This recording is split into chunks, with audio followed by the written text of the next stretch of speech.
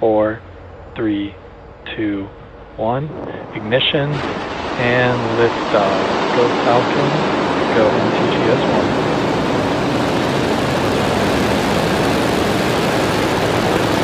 Vehicle is pitching downrange. And motion recover.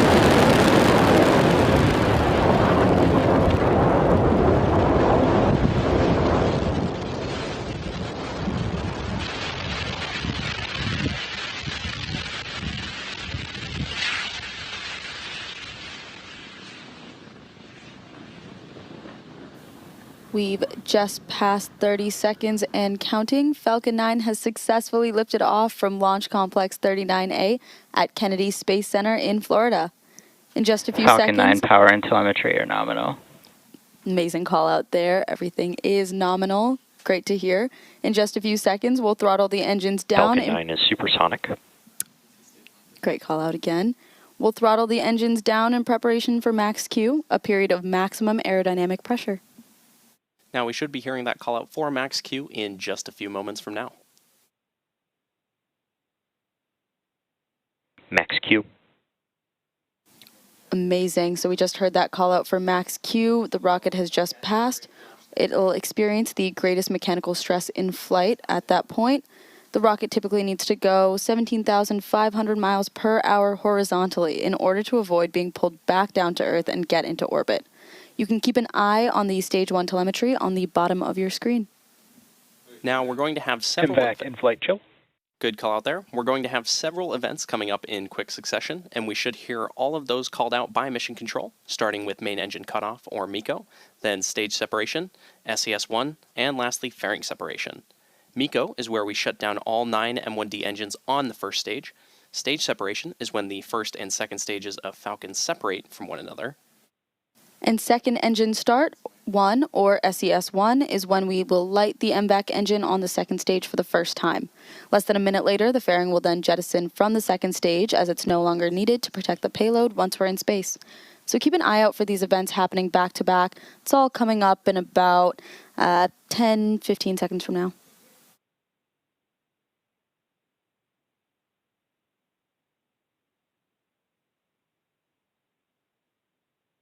Just waiting and on MECO. that. There's that MECO call out they were looking for. Stage separation confirmed.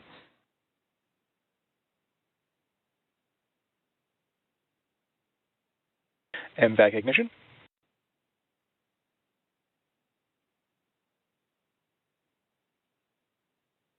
And there you heard and maybe even saw those events that happened back to back, which again were MECO, followed by Stage Separation, and then SES-1. And in just about 20 seconds from now, we'll have Fairing Separation.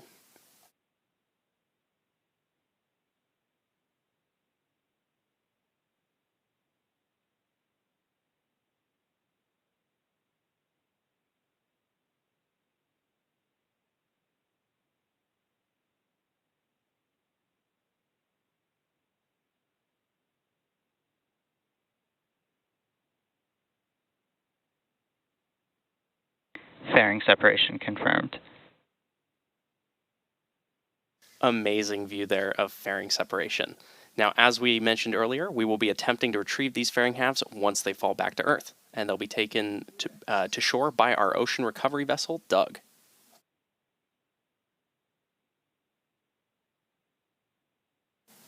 We're approaching just about 4 minutes into today's mission. At about T+6 minutes, you should see on your screen first stage's entry burn. To start the entry burn, we're going to relight 3 M1D engines, starting with the center engine, known as E9, followed shortly after by E1 and E5, which is similar to pumping the brakes to slow down the vehicle as it passes back into Earth's atmosphere. We need to slow down to reduce re-entry forces, which then helps us recover and reuse the first stage. During that entry burn, Falcon 9 is decelerating by firing its Merlin engines, but we still are moving very fast. This causes the vehicle to fly through Merlin's exhaust gases. Both vehicles are following a nominal trajectory. Great call out there, still moving nominal. This causes the vehicle to fly through Merlin's exhaust gases, also known as the rocket's plume, which deposits a layer of soot on the vehicle's surface. That soot comes from the carbon-based fuel that Falcon 9 uses, and with each flight, that soot builds up a little more on the outside of the vehicle. Oftentimes, prior to launch, you can see that soot from prior flights on the first stage. Now, just as a reminder, the second stage of our Falcon rocket is on the right-hand side of your screen, currently taking our payload to orbit, and on the left-hand side of your screen is our Falcon 9 booster, which is going to be making its way back down to Earth.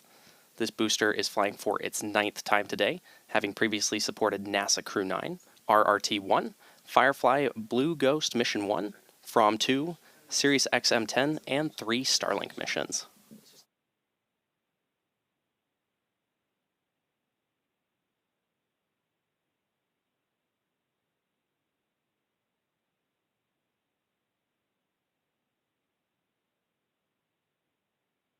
You can keep an eye on the telemetry of both stages at the bottom left-hand corner of your screen for the booster and the right-hand side for the second stage. Coming up in just about 20 seconds from now, we should be hearing the call-out for the entry burn of the Falcon 9 first stage, which, as a reminder, is on the left-hand side of your screen.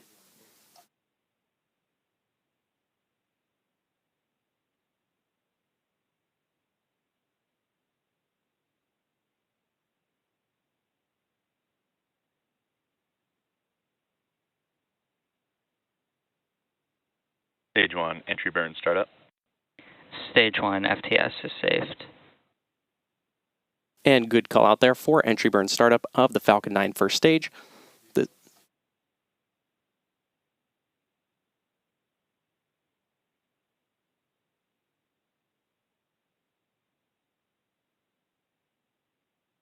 Stage 1, entry burn shutdown.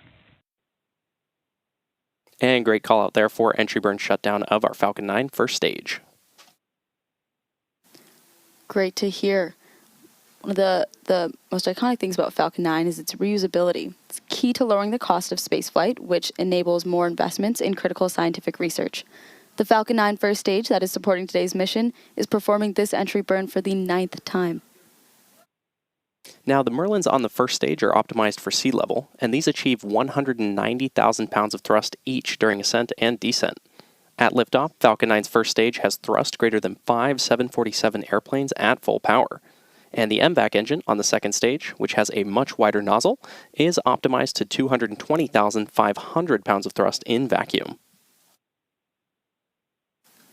In a little over 30 seconds, the second stage Merlin vacuum engine will shut down. Stage 1, entry transonic. There's that call out there. And after that, we will start our landing burn on the first stage. Stage 2 is in terminal guidance.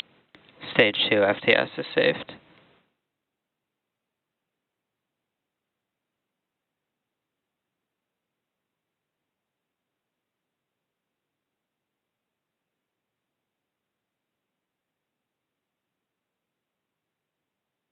Stage 1, landing burn.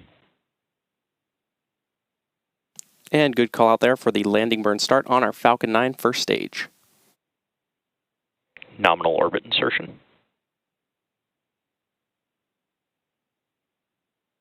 Stage 1, landing leg deploy.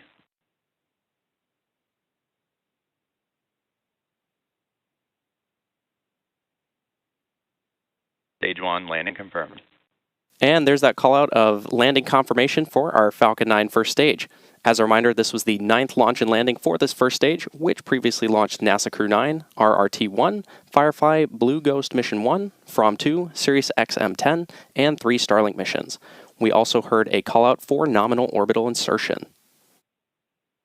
With that, stage 2 is embarking on its coast phase, after which the MVAC engine will relight for a second time at about T plus 26 minutes.